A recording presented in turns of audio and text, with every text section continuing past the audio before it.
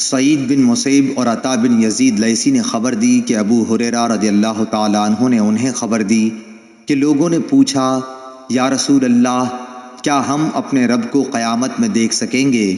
آپ نے جواب کے لیے پوچھا، کیا تمہیں 14ویں رات کے چاند کو دیکھنے میں جبکہ اس کے قریب کہیں بادل بھی نہ ہو شبہ ہوتا ہے؟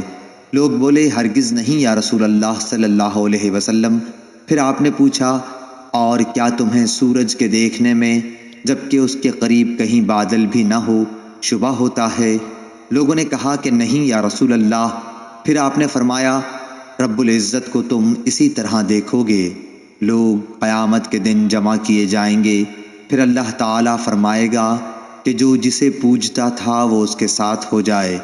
چنانچہ بہت سے لوگ سورج کے پیچھے ہو لیں گے، بہت سے چاند اور بہت سے بتوں کے ساتھ ہو لیں گے۔ یہ امت باقی رہ جائے گی، اس میں منافقین بھی ہوں گے۔ پھر اللہ تعالیٰ ایک نئی صورت میں آئے گا اور ان سے کہے گا کہ میں تمہارا رب ہوں۔ وہ منافقین کہیں گے کہ ہم یہیں اپنے رب کے آنے تک کھڑے رہیں گے، جب ہمارا رب آئے گا تو ہم اسے پہچان لیں گے۔ پھر اللہ عز و جل ان کے پاس ایسی صورت میں جسے وہ پہچان لیں آئے گا اور فرمائے گا کہ میں تمہارا رب ہوں۔ وہ بھی کہیں گے کہ بے شک تو ہمارا رب ہے۔ پھر اللہ تعالیٰ بلائے گا، پل صراط جہنم کے بیچوں بیچ رکھا جائے گا، اور حضرت صلی اللہ علیہ وسلم فرماتے ہیں کہ میں اپنی امت کے ساتھ اس سے گزرنے والا سب سے پہلا رسول ہوں گا۔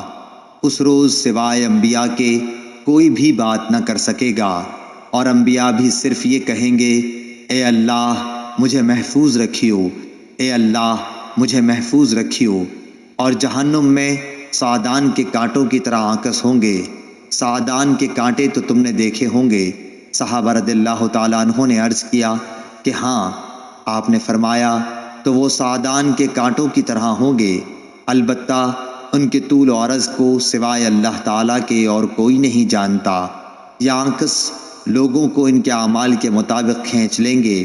بہت سے لوگ اپنے عمل کی وجہ سے ہلاک ہوں گے، بہت سے ٹکڑے ٹکڑے ہو جائیں گے، پھر ان کی نجات ہوگی۔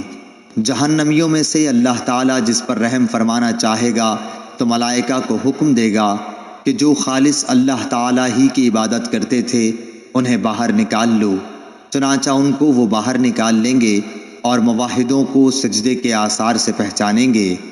اللہ تعالیٰ نے جہنم پر سجدے کے آثار کا جلانا حرام کر دیا ہے۔ چنانچہ یہ جب جہنم سے نکالے جائیں گے تو اثر سجدہ کے سوا ان کے جسم کے تمام ہی حصوں کو آگ جلا چکی ہوگی۔ جب جہنم سے باہر ہوں گے تو بالکل جل چکے ہوں گے، اس لیے ان پر آب حیات ڈالا جائے گا، جس سے وہ اس طرح ابھر آئیں گے جیسے سیلاب کے کوڑے کرکٹ پر سیلاب کے تھمنے کے بعد سبزہ ابھر آتا ہے۔ پھر اللہ تعالیٰ بندوں کے حساب سے فارغ ہو جائے گا، لیکن ایک شخص جنت اور دوزخ کے درمیان اب بھی باقی رہ جائے گا۔ یہ جنت میں داخل ہونے والا آخری دوزخی شخص ہوگا۔ اس کا منہ دوزخ کی طرف ہوگا، اس لیے کہے گا کہ اے میرے رب، میرے منہ کو دوزخ کی طرف سے پھیر دے، کیونکہ اس کی بدبو مجھ کو مارے ڈالتی ہے اور اس کی چمک مجھے جلائے دیتی ہے۔ اللہ تعالیٰ پوچھے گا، کیا اگر تیری یہ تمنا پوری کر دوں تو دوبارہ کوئی نیا سوال تو نہیں کرے گا؟ بندہ کہے گا، نہیں، تیری بزرگی کی قسم۔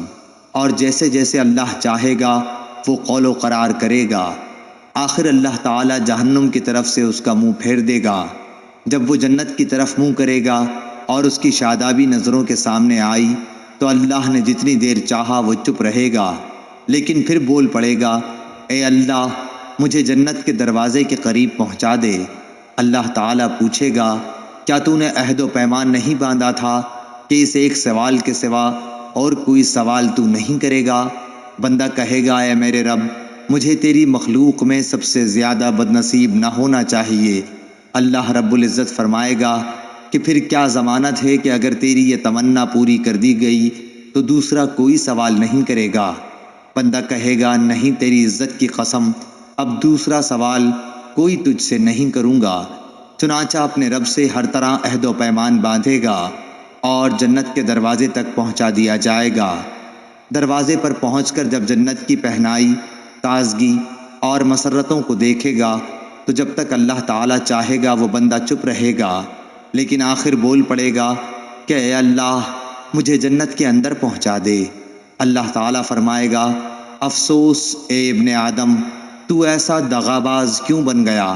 کیا ابھی تو نے عہد و پیمان نہیں باندھا تھا کہ جو کچھ مجھے دے دیا گیا اس سے زیادہ اور کچھ نہیں مانگوں گا؟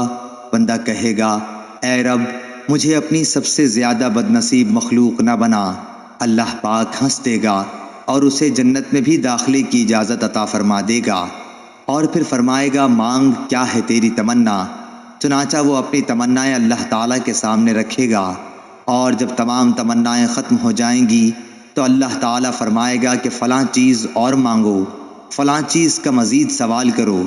خود اللہ پاک ہی یاد دہانی کرائے گا، اور جب وہ تمام تمنائیں پوری ہو جائیں گی تو فرمائے گا کہ تمہیں یہ سب اور اتنی ہی اور دی گئیں۔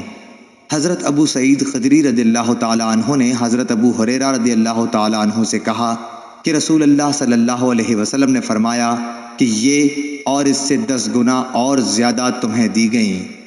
اس پر حضرت ابو ہریرہ رضی اللہ تعالیٰ عنہ نے فرمایا کہ رسول اللہ صلی اللہ علیہ وسلم کی یہی بات صرف مجھے یاد ہے کہ تمہیں یہ تمنائیں اور اتنی ہی اور دی گئیں، لیکن حضرت ابو سعید رضی اللہ تعالیٰ عنہ نے فرمایا کہ میں نے آپ کو یہ کہتے سنا تھا کہ یہ اور اس کی 10 گنا تمنائیں تجھ کو دی گئیں۔ صحیح بخاری حدیث نمبر 806۔